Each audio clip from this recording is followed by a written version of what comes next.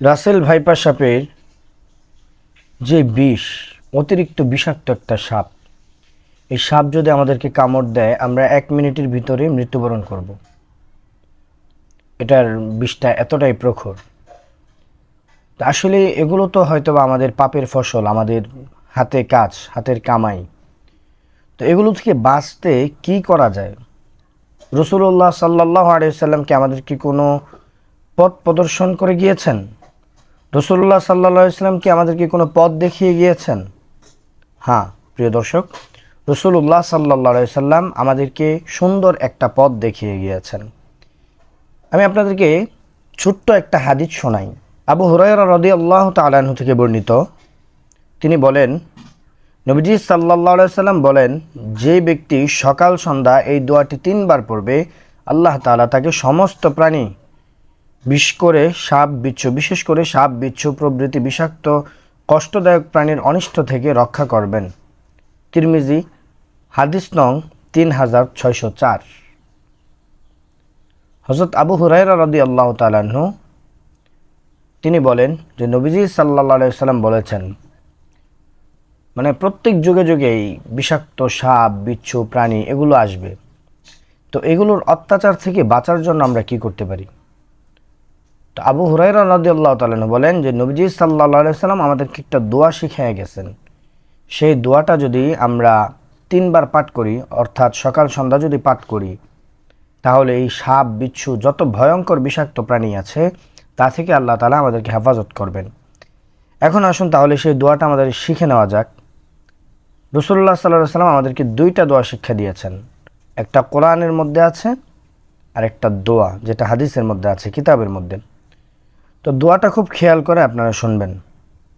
দোয়াটা আরবি, আপনারা শুনে শুনে মুখস্থ করবেন। তো প্রিয় দর্শক, আমি পড়ছি, আপনারা শুনুন। আউযু বিল্লাহি মিনাশ শাইতানির রাজিম। প্রথমেই দোয়াটা হচ্ছে, আউযু বিকালিমাতিল্লাহি তাম্মাতি মিন শাররি মা খালাক। আউযু বিকালিমাতিল্লাহি তাম্মাতি মিন শাররি মা খালাক।